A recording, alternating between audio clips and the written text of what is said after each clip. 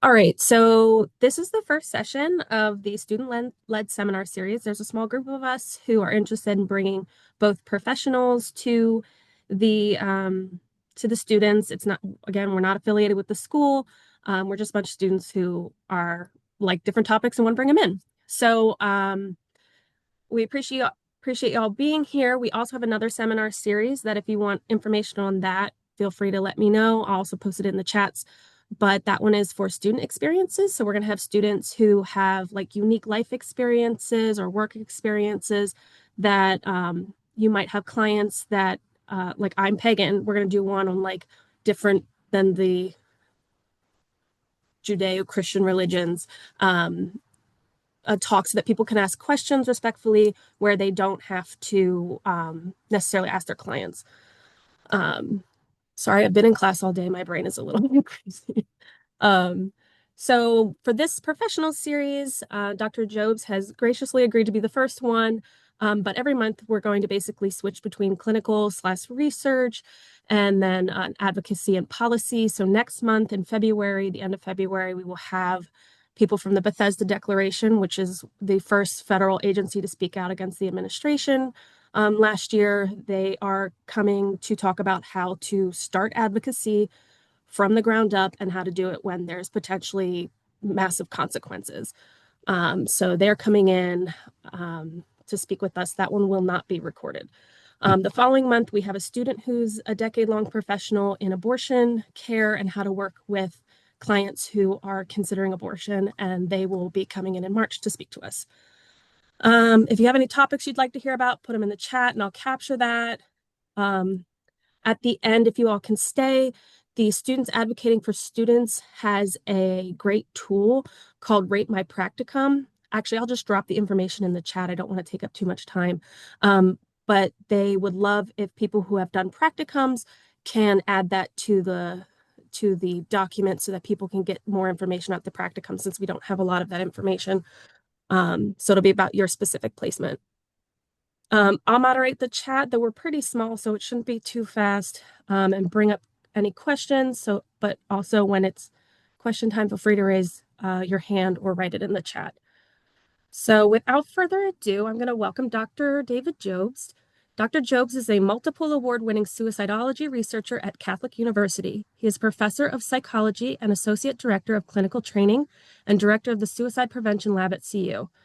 The research focus of the SPL lab is on clinical risk assessment using both quantitative and qualitative methods with different populations of people who are suicidal across different clinical settings.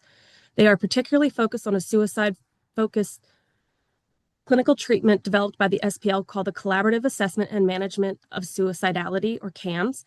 Dr. Jobs is a past president of the American Association of Suicidology and has worked in areas ranging from public health, clinical research, epidemiology, and theory building. There are a lot of resources on his lab's website, so I recommend you check it out if you want to learn more. There is so much more I could say about Dr. Jobs, but y'all didn't join to listen to me, so I will turn it over to him. Thank you so much. Great. Well, welcome everybody. I'm really so delighted to be able to speak with you. My goal is to really do an initial, just contemporaneous, I do these talks a lot, discussion without PowerPoint. I'm just going to talk about the topic and cover a lot of ground. Some of it is going to be things you never heard of before. It's definitely going to be not conventional wisdom about this topic. And then hopefully we'll have plenty of time for Q&A and just discussion. And that can be clinical, that can be lived experience, that can be, the things that you guys are interested in. I gotta say for the record, I really love social workers. I'm kind of disgusted with psychologists. And there's a reason for that, and I'll contextualize it. I'm very disgusted with psychiatrists, but I feel like social workers, um, as a discipline, and my niece is a clinical social worker, and she just got her doctorate, and has a practice in Charlottesville. So I'm really enamored with what her experience has been and the kind of work that she does. She's DBT trained, and she does really interesting clinical work. Um, my point in saying all this is I feel like the culture of social work, unlike psychology, there are virtues of psychology as well, but I feel like a lot of psychologists sort of like feel above all this, like they kind of look down their nose uh, and have an attitude about it. And I feel like social workers, as training culture goes, are kind of like, let's just fix stuff. Let's just get into the mix and fix things. And I like fixing things. At the same time, I also feel like social workers a lot of times feel like, oh, this is like over my competency. We have to send a person to a psychiatrist who really knows what they're doing. Psychiatrists do not know what they're doing when it comes to suicide risk. And so, and they aren't even really trained in psychotherapy anymore. So, what you know and what you've gotten is typically much more than a lot of people across our disciplines. We were just kind of talking briefly before the conversation. Less than 23% of training programs across disciplines have even an hour on this topic. So right now we're going to beat that by focusing on this in the ways that we're going to. So that's a little bit of a preamble and how I'm oriented to this. I've been at this for 43 years. I went to grad school at American University in DC. I interned at the DC VA and I still practice. I've had a practice my entire career. I started out at Catholic in the Counseling Center with a part-time faculty appointment, and then I transitioned over to the dark side and became a full-time professor. But I always have had a clinical practice to keep me honest. And a big piece I bring to this whole topic is ethics. I teach ethics in our PhD program, and I really have a risk management sensitivity. So I'm married to a lawyer. My son's a lawyer. My future daughter-in-law is a lawyer. My other daughter-in-law is going to be a lawyer. So I'm really surrounded by lawyers, and I know a lot about the medical legal and sort of malpractice implications. So we can address that concern as well. I think a lot of clinicians want to do right by suicide risk, but they're so afraid of tort litigation from malpractice that they end up doing things that are not necessarily in the client's best interest because they feel like they have to. And I'm here to tell you, you should actually do things that work. If you do things that work and it's well documented, you'll never be sued virtually. I mean, there are sometimes crazy plaintiffs attorneys who will go after you anyway, but if what you've done is especially evidence-based or sensible and it's well documented, they're not going to waste their time. So we can talk about that at the back end. When I talk about this topic, again, I've been at this for a long time. So uh, I knew and was close to the founding fathers of the field. It's a fairly new field.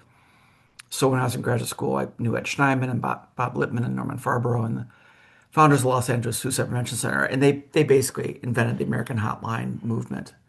Um, and Samaritans in the UK had gotten things rolling as well, but they were really the genesis or the beginning of contemporary suicide prevention. Bob was a psychoanalyst. Norm and Ed were psychologists. Mickey Hadley was a social worker that was very involved in the beginnings of that movement, and they kind of put the field on the map. And so um, I'm old enough. I'm 67. I'm old enough to have met the founding fathers. My major research mentor was Marshall Linehan, who is the developer of DBT, as some of you might know. So I'm really well connected in terms of the field and just sort of hit that sweet spot of knowing really prominent people, Aaron Beck as well. Tim was very supportive of my work. And I'm name dropping to kind of contextualize where I'm coming from. I really have kind of grown up in this and seen the promise of it, but also the very considerable challenges. Um, in any event, when I talk about this, I typically talk about a number of things. But a lot of times I'll begin with like just talking about the history of humanity.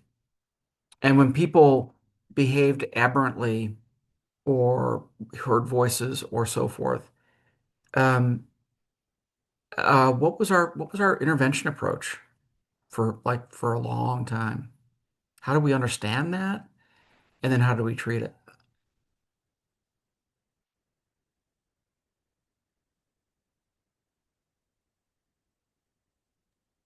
I don't know if this is like a Q&A type thing, if you're asking for us to Just respond. a little engagement interaction.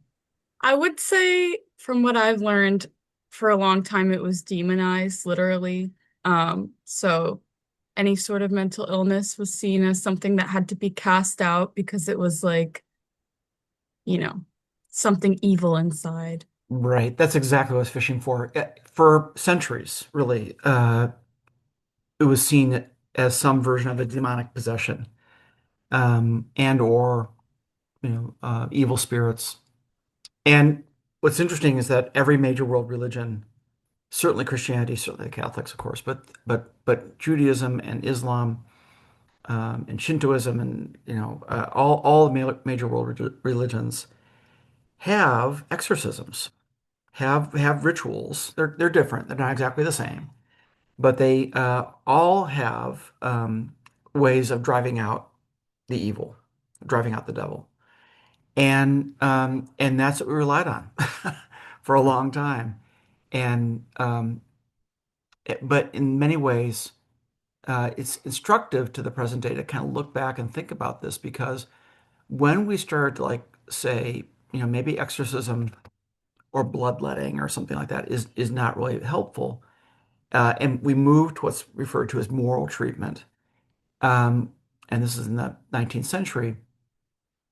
We have a really interesting sort of history on that because when we started to think about when Rousseau and the French philosophers kind of thought about things a little bit more progressively, they really realized that people that suffer and struggle in these ways are vulnerable. And the idea of asylum was really a noble pursuit. It was really meant to be a sanctuary where vulnerable populations and people who struggle in these ways would be protected and in some ways even venerated. Now, when we think of asylums, that's not typically the association that comes to mind. You think of like warehousing and assault and rape and horrible things, environments where people were not really cared for. They were just basically stuck in a place and may live out their natural lives. We live in the I live in the state of Maryland. I'm in Bethesda, and I think a lot of you guys probably live in Maryland. Maryland used to have four state hospitals with 3,000 beds apiece, and they were all full. And now we've got two, and they're 100% forensic. Um, and uh, and that leaves a mark. And the mark it left was to say, essentially, a person who is a lunatic or mentally ill or um, uh, disabled in this way, especially if they're thinking about killing themselves, are by definition crazy. And in medieval times, if God grants us life and the king is the proxy to God, a suicide attempt could be punished by death. You could be executed for attempting suicide because it was seen as a crime against God or a crime against the state.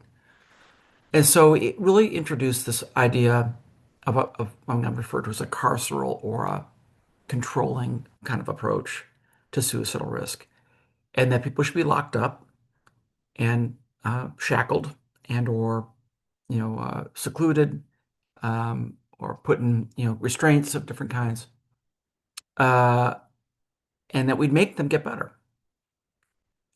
We'd control their behavior, and when they came to their senses, they would no longer be suicidal. And that has actually never been true. I mean, what's ironic or paradoxical is that supporting autonomy and agency within the patient, even if they're extremely suicidal or very high risk suicide, has the best evidence for being most effective. But the legacy part of this is that people, when I was certainly growing up in the field, really felt that a person that was suicidal belonged in the hospital and that they would get better in the hospital. And and that sort of foundational belief is certainly still with us. And there I would say the majority of clinicians who are licensed across our disciplines, if they encounter someone suicidal, the first thought that comes to mind is where can I get a bed? What insurance do you have and where can I get a bed? And how long can I keep them there? Now, when I was first in the field, I worked as a psych tech at Dominion Hospital over there in Virginia. And it was not uncommon in those days that we'd have a patient on our inpatient unit for 6 months, 9 months. Short stay might be 6 weeks or 5 weeks. Um, and now That's unheard of. A lengthy stay now might be 7 days, 10 days. The modal stay is about 2 days. And and maybe the average is maybe 5 or 6 days. But they really don't get treatment. What do patients get in inpatient units? What kind of, does anybody know what treatment people get? Feel like it's a lot of medication management and then some group therapy. And if you're lucky, maybe one or two individual therapy with your case management manager. Yeah. Right. Thanks, JC. So yeah, that's exactly right. So it's medication basically only a couple of groups that, according to NAMI survey research, patients hate, and maybe a case manager. Now, I venerate case management or care management because I really think that's what saves lives. So we'll talk about that in context because that's probably relevant to some of you guys. But it's really not treatment. And what's really paradoxical is that people come out of the hospital at much higher risk, especially in the week, month, even a year, even a lifetime. Michael Bostwick did a study at the Mayo Clinic that even a single hospitalization carries with it a lifetime increased odds ratio for death by suicide. So that's not great. And a survey was conducted a few years ago by the Joint Commissions. I was on a task force here in DC, uh, supported by the National Action Alliance for Suicide Prevention. And we recommended really simple, low-hanging fruit like screener, some kind of identification of suicide risk, like a screener. Now, the Columbia is the most widely used. I don't like it. The ASQ is a much better screener. PHQ-9 is oftentimes used, but that's a screener for depression with a really imperfect question about suicide. So my recommendation would be use the ASQ. All these are available online, which is why anybody would use them because they're free. There are hundreds of assessment tools that nobody uses because they're proprietary, but the ASQ is the best. The Columbia is certainly better than nothing. Don't use the PHQ-9. It misses too many people that are suicidal. So very simple idea that you use a screener of some sort to identify somebody at risk. And then you would do a safety plan. Now, the Stanley Brown safety plan is the industry standard. It's not the best intervention of its kind. There's something called a crisis response plan. I'll go through this when we get to it. Something called a crisis response plan, which has three, maybe four randomized controlled trials. The Stanley Brown safety plan now has a CMS code because it's so widely used, but it doesn't have the best evidence. And there's a big RCT that has not been written up, a randomized controlled trial, where safety planning didn't do that great.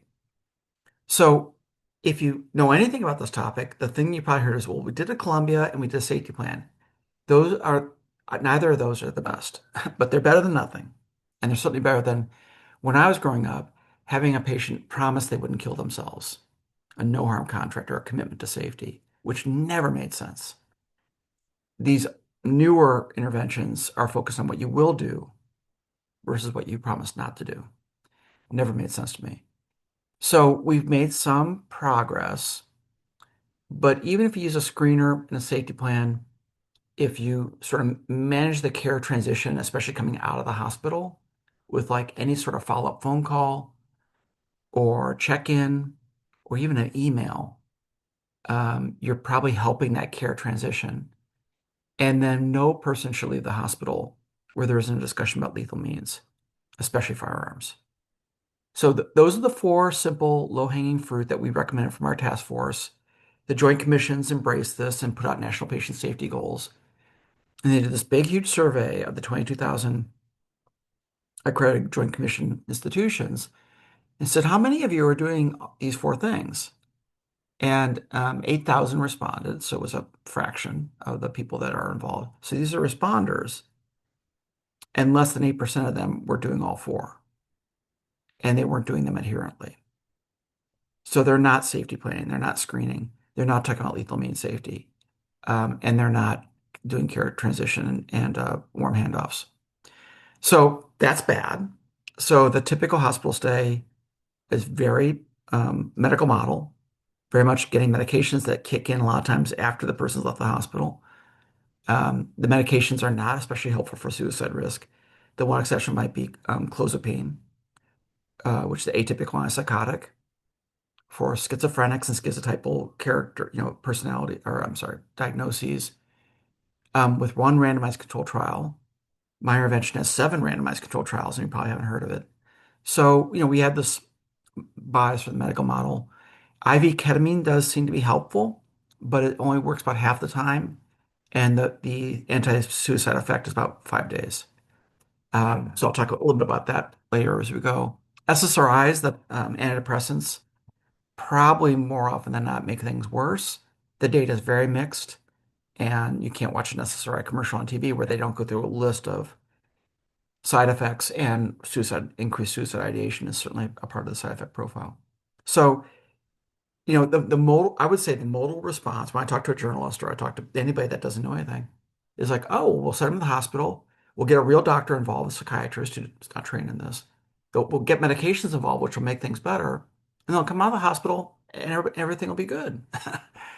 When actually all of those things have neither support or evidence or reliable evidence, and probably make things worse, but then better. Then a couple of big studies have come out, including the Fed in New York, about involuntary hospitalization makes things so much worse. My lab does research with people with experience, who are people who've had experiences being hospitalized or have been suicidal, made a suicide attempts, or have suicidal ideation. We've never interviewed somebody where they said, "Oh yeah, being involuntary committed really helped me." They mostly say it's a really toxic and really iatrogenic experience. So that's where I'm coming from, that the standard of what is done um, either doesn't have evidence, makes things worse, or patients hate it. And we're also talking about a life and death topic. So you'd think we'd be better at this, especially for making people get better in the ways that we think are going to get them better, which actually don't make them better. So there's big problems in the field. So I'm old. I've been at this a long time. I know everybody. I can be, really kind of blunt about how messed up our field is when it comes to this topic. But it's one thing just to, be just a shooting holes and everything. It's another to actually have a solution. So that's the part I want to really focus on because that's what's much more interesting. So the field is preoccupied with completions. So that's about 49,000 deaths per year. That's the 11th leading cause of death. Um, the numbers went down a bit during COVID, but they bumped back up. They leveled off a little bit, it looks like this year. But the numbers have just basically gone up for the last 50 years. Other leading causes of death go down. HIV, when I was first in the field in the 80s, was a death sentence. Now it's a chronic illness that's managed well by the antivirals. So this is a field that lags in the knowledge base and the funding and support of research. Good news is that's what changed, especially since we got into wars. I gotta say, especially for Casey, the wars really fueled a tremendous boom in suicide research because never before in history were people in uniform killing themselves at the rate that they were about 10 years after the global war on terror. So NIMH had $40 million to spend on suicide research. The DoD got involved. It was $128 million, pretty much overnight. And that's been a game changer. A lot of us were able to get funding that we could never have dreamed of getting. That's now long gone, obviously, under the current administration, to do research that was, that really has been transformative, because the DoD or the Department of War had a lot of money at the time, to throw at this problem. So, I lost my train. So I've pointed out what's problematic, and I've pointed out that there is promise. The piece I guess I want to emphasize is that the best way to work with suicidal risk is to not focus as much on the behaviors. And again, people that have experience are telling us, why are you guys so focused on my attempt behavior? I'm suffering. Why don't you focus more on the fact that I suffer? And I suffer so profoundly that I think of ending my life as a viable thing to do. And that just hits me like a ton of bricks because that's what we're focused on. So when you actually look at the Samson numbers, which survived the Doge cuts, which is so awesome, all the people that administered at SAMHSA, this big survey, it's called the NISDA. I can't remember what the acronym is, but it doesn't matter. The NISDA is this national survey that they do every fall.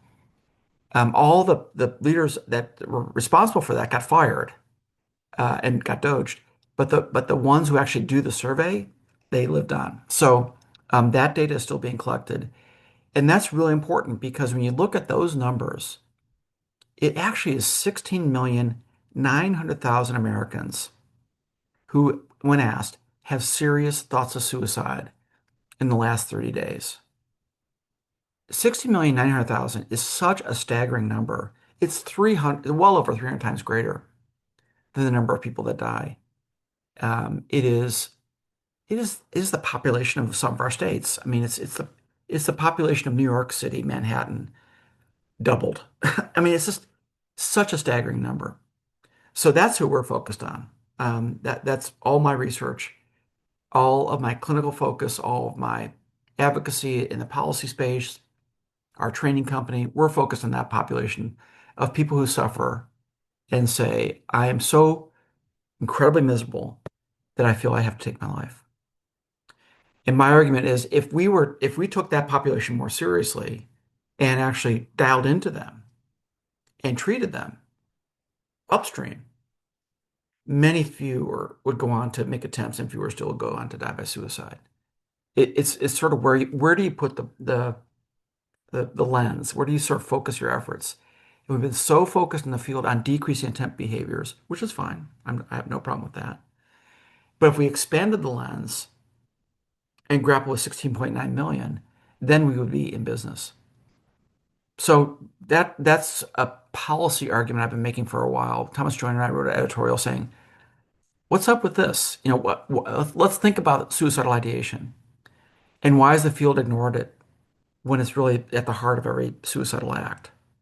And I'm really pleased to say I think there's been a bit of a shift in the field, really expanding and looking at suicidal ideation and what's going on with that, and how do we understand that, and sort of what are the nuances around that, and how do we dial into that in a way that actually is therapeutic. So the way I think about this is that the whole clinical process begins with the screener. So I recommend the ASQ. It was developed by Lisa Horowitz at the NIH. We've collected data with and for her. I've been on a few of the publications, but it's by far the best screener. It's just 4 questions. Patients don't hate it. It works with kids. If you've heard of Columbia, it's the most widely used because Kelly Posner is she's a very pushy New Yorker and she gets stuff promoted very well. But it has no validity data for kids. And yet it's used in children's hospitals all the time. So the Columbia is not a well-test constructed tool, and it's certainly not the best. It's better than nothing, but the ASQ is better. So you get the ball rolling with the ASQ, and then we really need to sort of, if there's a positive identification, really expand the conversation around, who, what, when, where, and why are you suicidal? And to do that in a way that's not off-putting or puts the patient on the defensive or shut down because they're afraid you're going to hospitalize them. So that's where the CAMS intervention comes in because all these things I've been describing need a remedy. And as far as I'm concerned, the remedy is an assessment tool that actually validates the patient's experience, actually makes them feel better by virtue of doing this assessment. That's called a therapeutic assessment. So the thing that makes CAMS, the Collaborative Assessment Management Suicidality, go around is a tool called the Suicide Status Forum. And I did a training at Maryland, the counseling center there years ago. And the SSF has been around for a long time. There are now 5 iterations of it. And simply stated, it's just a paper and pencil tool, unless we do it online, but to get the idea, it's a paper and pencil tool that asks you to rate certain things, and the patient completes the first page. We do this in a side-by-side seating arrangement with the patient's permission if they're comfortable. And the clinician helps the patient complete uh, a rating of pain. And then it asks, what do you find most painful? And people tell us. And we ask them about stress, and they rate their stress. And what do you find what makes you feel stress? And so it's a quantitative and qualitative assessment. It takes about 20 minutes. And the patient basically unpacks, how suicide sort of works for them. And we listen and we understand and we appreciate their candor. We don't react. We don't wince. We never finger wag. We never threaten anything. We just really hear the patient out. We ask them about the reasons for living and the reasons for dying. They tell us. We had a 10-year-old clinical trial last week in Seattle as a reason for dying. The brain rot of my generation, 10 years old. In the teenage trials and the college student trials, we're seeing a lot of social determinants, especially in Seattle, obviously, but at the other side is Columbus, Ohio. We got one in Cleveland too. But what we're really seeing are kids saying the earth is dying, racial and gender oppression, stuff that you wouldn't imagine coming out of the mouths of 13, 14-year-olds. And being bullied by peers and conflict of parents and things like that. And so the SSF is this assessment tool that's completed in the patient's hand, or we can do it online, or the clinician fills it out for the patient, but the patient sees it. And a lot gets learned, and a lot is gained by doing an assessment that validates the person's experience, that doesn't shame them, that really honors the struggle, such that when we go to the next page, then we'll ask about thoughts and access to lethal means and um, history of suicide attempts and things like that. They're a short list of risk and warning signs to kind of know how much is this in play. To then get to a treatment plan where the goal is to keep you out of the hospital, unless it's being used in an inpatient unit then we're talking about disposition. But in standard CAMs, we're really trying to engage with a way to keep you out of the hospital. To keep you out of the hospital, we've got to use the CAM stabilization plan, which is a cousin of the safety plan and the crisis response plan. We talk about lethal means, different ways to cope, different resources, and different people that you can be attached to, and possible therapy interrupting behaviors because the treatment doesn't work if you don't come for care. So if it's transportation or you're hungover in the morning, we'll make adjustments to try to optimize your coming to care. And then the really novel thing about CAMs, which seems crazy every time I say it, I'm going to say it now for 30 years, is when we get sort of the bottom line of the treatment plan, I'll say, okay, Storm, what are the two things that make you suicidal? And you tell me. And we call those drivers. And the drivers are the focus of treatment. So we develop objectives for those drivers, and we throw every intervention we can think of to treat those drivers. And that's sort of the spirit and heart of CAMS, is to keep you out of the hospital. We have to develop a very thoughtful stabilization plan and identify the two problems that make you suicidal. And what we mostly know is that they're relational. By so much, relationship issues are the number one driver. There are vocational issues, so work and love, like Freud talked about a zillion years ago. Um, and then things like, financial issues, deployments, trauma, things that you would imagine. Whatever the patient says is what defines their treatment plan. So it's very patient-centered. We honor the patient's take on things. We feel like there's no one more expert on the patient's struggle than the patient. You'll never be trained enough to read somebody's mind and do that reliably. So that's really different about CAMs, and patients like that. And then they get copies of their SSF. So they always get a copy. They take a picture on their phone because we want them to refer to these documents because it's a roadmap that's going to guide the entire intervention. It's a multi-purpose assessment, treatment planning. There's a tracking version of the SSF. So when you come back next week, we'll start with the core assessment. We'll work on your stabilization plan, and we'll treat your drivers. So we may spend a whole session on your combat-related PTSD. and the fact that your spouse has left the state with their kids and try to get legal action to get joint custody. And this is where it feels very social work to me. You do whatever it takes. It doesn't have to be psychotherapy. It could be it could be getting this person housing. It could be getting this person on their medication reliably. But it has to be connected to what the patient says makes them suicidal. So so that's the model with the very labor-intensive first session launches this intervention. Every interim session, we check in with a core assessment, those first few variables I described to you, to kind of see how they're doing. And then we treat problems. We treat problem drivers. And what's interesting about this is that it doesn't take a ton of treatment to move the needle. And in CAMS, our goal is for this person to become stable and to develop the ability to manage their suicidal thoughts and feelings. And that's a really big deal because we we so to speak can live with the patient having suicidal thoughts. It's the management of the thoughts and feelings and the behavioral stability that we aspire to. And how we mark that are 3 consecutive sessions where they're managing the thoughts and feelings, they're behaviorally stable, and their overall risk has gone down significantly. But they can still have the thoughts, and we're good with that. Um, and they always get a copy of their SSF. So we had a soldier in our Army trial, who'd go home every day from a CAM session from seeing his clinician who put his SSF on the refrigerator, call his wife over, and they go through his SSF for that day, and he updates the stabilization plan. Love that guy. He was really sort of working the model. Um, and that's just a basic overview of it. But a really important part of it is that we don't have to eradicate a driver for the patient to get better. We just have a little dent in it.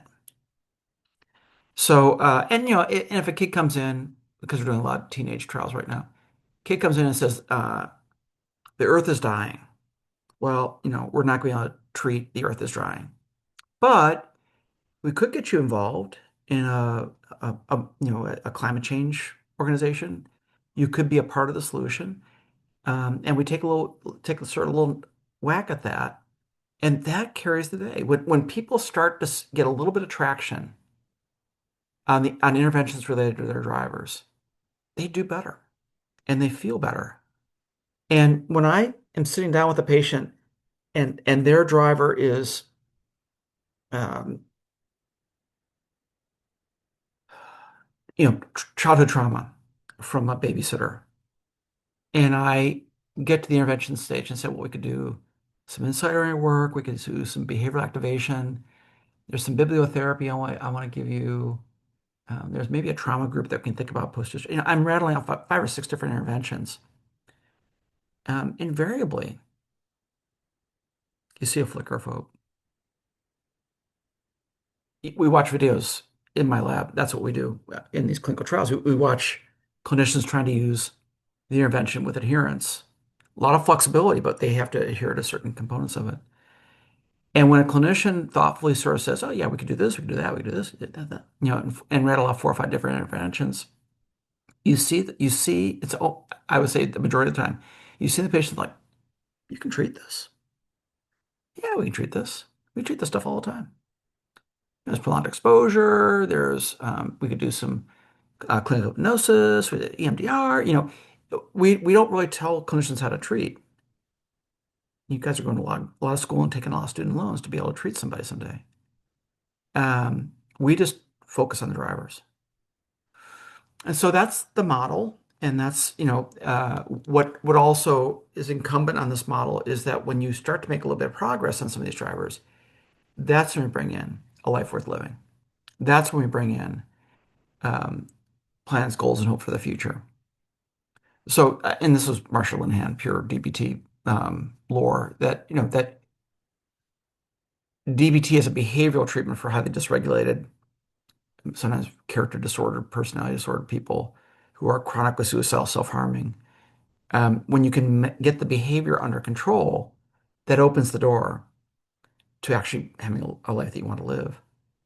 Um, based around the fundamental dialectic of change and acceptance. And in effect, in CAMS, we parallel that by, accepting the person in their struggle and honoring it and understanding it. But just helping them shift their relationship to it. That's not the only thing they can do to get their needs met. And when they make some progress with that, I mean, the biggest effect size in a meta-analysis of 9 CAMS trials was increasing hope and decreasing hopelessness. That's a great finding. That's the single biggest effect across 9 trials. So that's all good. And the long and the short of it is that, you have documentation that is being completed in the session. The patient gets a copy of, client. And that documentation is protected from malpractice litigation. Um, there have been suicides in 20 years of CAMS, 25 years of CAMS. I've never heard of a successful lawsuit where CAMS are done with adherence because the question is going to be, did you meet the standard of care? Did you assess suicide risk? Yes, a lot. Using a therapeutic assessment that's been proven by 2 different studies. Did you treatment plan specific to this? Yes, the whole treatment is about suicide. Did you track the risk and not drop the ball? Yes, it's got a whole tracking protocol connected to it, and we don't drop the ball ever until we meet criteria for resolution. And is it well documented? Yes, and the patient has a copy of the documents, and my record is complete. So plaintiffs' attorneys go after clinicians or hospitals or agencies because typically families, and I'm sorry if this is sensitive for people who have lost loved ones. I get it. I've lost people too. But they want to blame the clinician. And believe me, I've been on cases where the clinician deserved to be blamed because they did such a terrible job. It was unconscionable. But a lot of times, it's a good person who doesn't know what they don't know, and they did the best they could, and they lost a patient. But the question is going to be, did you meet the standard of care? What would a reasonably prudent social worker in this clinical setting with that client otherwise do? So it's not what the expert would do, but what most would do. And did you meet that standard? If you're using CAMS in the SSF, you're pretty much bulletproof because there's no negligence. There's no culpability. Um, you did the best you could with what you had and used something that was actually effective. So that's my bias, but I also promote all the other evidence-based interventions. I'm a big fan of DBT. I talk about that all the time. There's another intervention called BCBT, developed by Craig Bryan and Dave Rudd. It's a great intervention. Good with behaviors, not so much with ideation. Guy Diamond has something called attachment-based family therapy. It's got really good clinical trial support, not been replicated or independently validated like CAMS has been. But it's not a lot. It's like a handful of interventions that are suicide focused, which are so much more effective than a medication-only approach or a 3-day hospital stay. The long and the short of it is that there are 14 clinical trials, open trials, that have been published, and then 7 randomized control trials. And so randomized control trials are how you get to causality, that CAMS causes a reduction in ideation, overall symptom distress, hopelessness, it's cost effective, and we have 7 published clinical trials. There are 2 meta-analyses. So it's got a ton of data. So the question is, why haven't you heard about it? Well, you have because I'm here, but I mean, or somebody did, maybe a professor, but I mean, it's because this medieval mindset. It's because we would rather lock somebody up and feel powerful over them and scowl at them or shame them into submission versus actually fucking helping them. Pardon my French. And actually helping them goes a long way.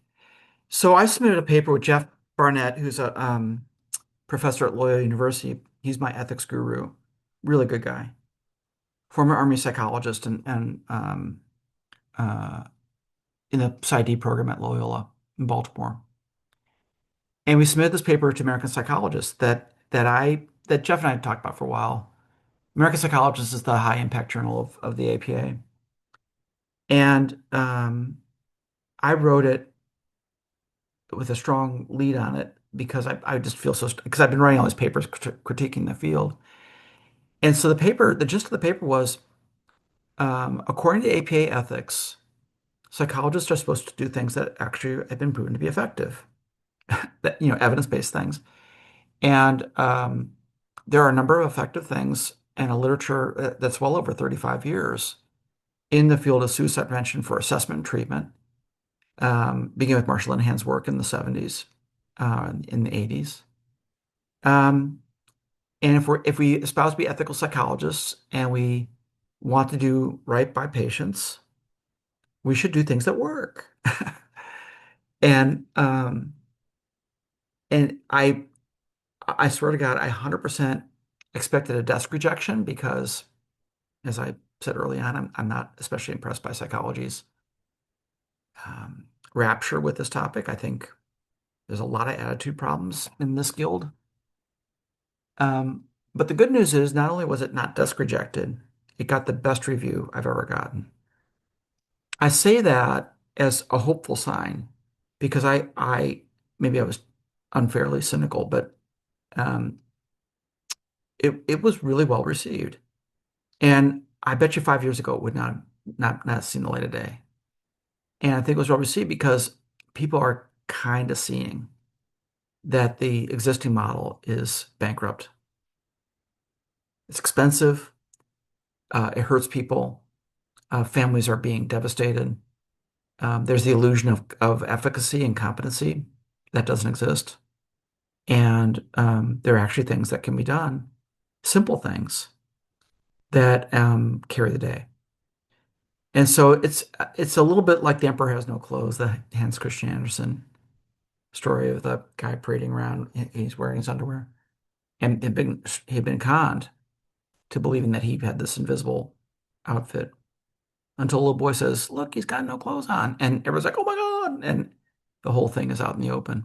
That's our field when it comes to this topic. It's the Emperor Has No Clothes situation. And when I talk to journalists, and I do a fair more than I would care to, the idea that a hospitalization for 5 days makes things worse, what? Or involuntary hospitalization is actually really iatrogenic and increases all forms of death significantly, especially suicides. What? Or that medication doesn't make things better, it probably makes things worse. They just can't believe it. So, so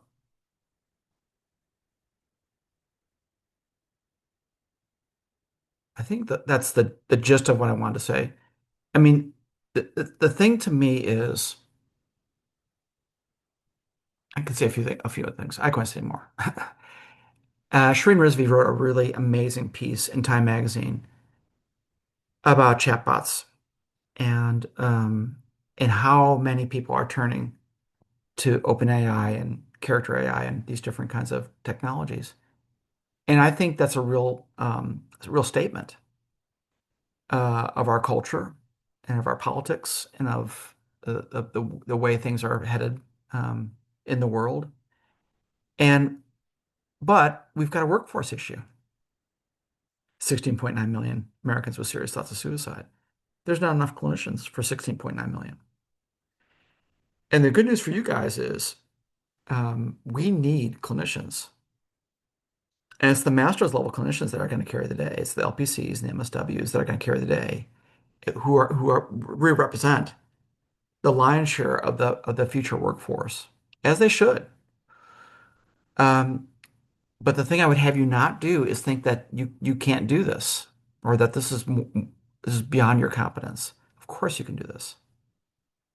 And I feel a kindred spirit or a real receptivity among clinical social workers who get this. They're like, yeah, this is like good social work. I've had one of the greatest compliments is a nurse coming to me and say, this is just good nursing. I love that feedback because what it says is it's not about being clever or smart or having the best data. I mean, the best data does matter, but it's about things that make sense that actually help patients who suffer.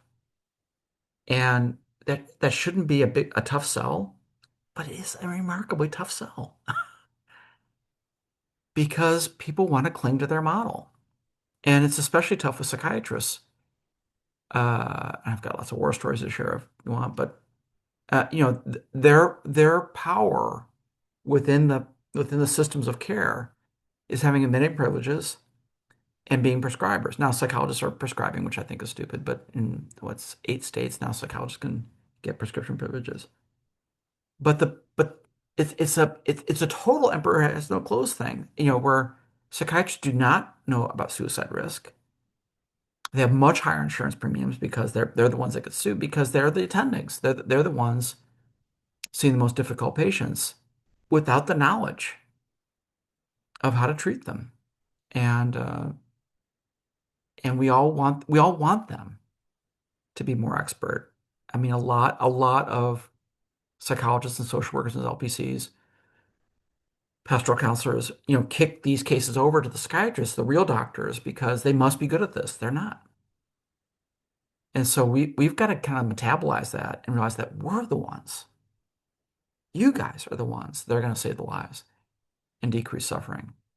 Um, and that's a really noble thing. And you don't have to go to a bunch more school to learn it. You could buy the Guilford Press book if you want to do CAMS, read it, and try the SSF the next day, or you can do a little bit more training. But I mean, I'd recommend a little bit more training. But there are clinicians, who are seeing a client and they're desperate to help the client, and sort of the conventional wisdom. I mean, my wife worked on 988 Lifeline. Was it JC? Did you work on 988? I worked alongside with them, so I'm familiar with them. Yeah. Well, so here's the thing. She would go on and she's a lawyer. She'd go on every shift, and she would have callers who had therapists calling her to talk about suicide. And she's really good at it, actually. I mean, she's well trained, well supervised, and she expects to talk to people about suicide. But they couldn't talk to their own therapists because they didn't want to get hospitalized. Isn't that nuts? That is nuts. So they call 988 to talk about suicide risk because they can't talk to their own licensed provider without getting hospitalized. And they've had that happen to them 2 or 3 times, and they're like, done with that. Can't afford it. And it made things worse. Anyway, I started my chatbots. So Shireen is a DBT person. She studied with Marcia at University of Washington. And she simply points out that the central dialectic of DBT, which is change and acceptance, the chatbots are great at the acceptance. That's why people are gravitating to them, especially kids, because it's very validating. Uh, and it's called sycophany, that the chatbot evolves to just agreeing with you and telling you the things you want to hear. That's how they're programmed. That's how the algorithms work. And over time, especially actually the well programmed suicide prevention messages kind of fade away as over time the relationship evolves, the suicide prevention message degrades. And then there's this effect called snowballing. And so they can be sycophanish about the idea of suicide that snowballs into now I'm coaching you how to write the perfect suicide note. And we're doing research on exit bags because they're by far the quickest and easiest way without the least pain. And you now heard about the lawsuits. And what Shreen points out is that chatbots can't nail. Um, they can nail the acceptance, but they can't nail the change. Um, yeah, it's acceptance and what's the dialectic I'm blocking on now? Yeah, it's change, right? I think it's change. Um, because that requires not agreeing or creating a competing model and gently pushing it. Not pushing it onto the patient, but saying, this is a different way to handle this. And, I just wrote up a blog for Psychology Today because we have all these teenagers who are just really attached to suicide in our trials. College students do. And they don't want to be dead. But by God, they are attached to suicide. And they're networking with other people that are suicidal, and they go on the internet and they look up different things, and they're probably talking to their chatbot about it. Um, but they don't want to end their biological existence. And especially they've been thinking about this, or it's snowballed in their own, sort of use that term. It's a hard thing to change. And so we basically are doing in Canvas is like hitting the pause button saying, okay, you could do this. And I'm sort of infamous for saying you could always kill yourself later, which is true. Totally true. Why do you have to kill yourself now? Here's the DC Mental Health Act where I practice, and here's what it says about clear and imminent danger. I'm supposed to, as a licensed provider, have a duty to prevent you from killing yourself, this medieval notion that I don't want to exercise, but it is the law. So let's not debate whether you can or can't do this. Of course you can do this. You should just do it later. Certainly not do it while you're working with me because my job is to help you save your life. And we should give that a go. Why wouldn't you do that? You get to be dead later. What's your hurry? So if that's done with love and sort of the proper context, that's a very powerful message. And people that are suicidal tell us that, that was so helpful that you're not taking this away from me. But you're also clear about your bias, which is to not support it. And that's the thing that chatbots can't do. They can't sort of create a competing vision. So this thing I wrote that got gutted because it ran too long. I usually write very parsimoniously, but I was really onto this idea of an alternative identity for someone who has a suicidal identity. I'm saying this descriptively, not pejoratively. Somebody who really is gratified by an attachment to think, I can do this and no one can stop me. And this is mine. And it's the ending of my suffering, and I'll burden myself and my parents, and I'll see my girlfriend in heaven, whatever that, however that all rolls. And that can be so, so powerful and compelling. Um, but if we hit the pause button and say, or you could do this. I was really struck by a case at the Cleveland Clinic where psychiatrist, wonderful psychiatrist, is working with this child. And when she was, let me remember this, when she was 12 years old, she reported her mother to Child Protective Services. And the children were removed from the home. There were five kids. She was the third of five. The kids were removed from the home and placed with the grandparents, but still in contact with the mother. And the mother called her a monster, a homewrecker, and would just basically harass her about what she did to the family. And she was an abusive mother. And Tatiana, the clinician, the psychiatrist who's her CAMS therapist, like, that is not true. You're the hero. You're the hero of this family. You saved your siblings from this woman. You know, so cool. And the kid was just like tears. And it's just like, do you really think so? It's like, absolutely. And that's probably not therapeutic, but and by the book, but oh my God, it was the truth. And this child started to form that she's not a monster. She's actually a good person who did the right thing and helped her siblings. And she got unsuicidal really quickly.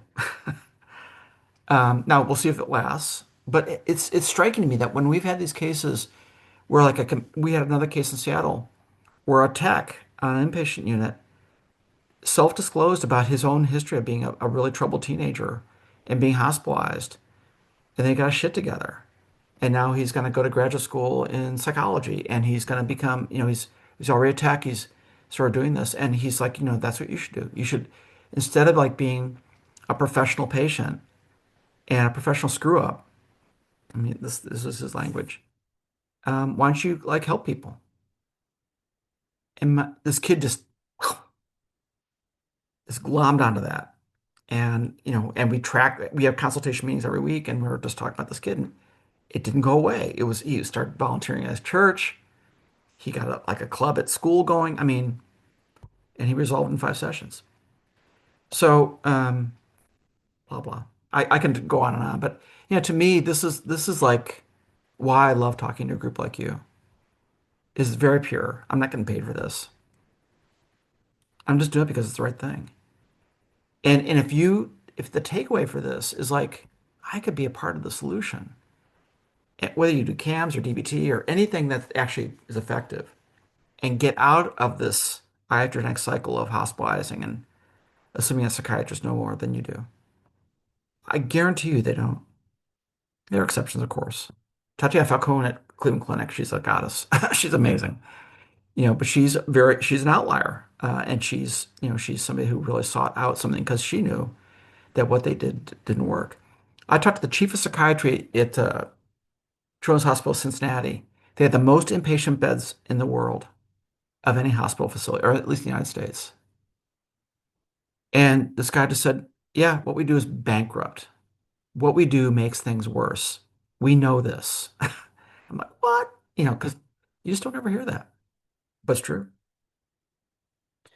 So, Storm, I'm kind of thinking I could go on and on, but I'd love to turn off the recording and just do some discussion.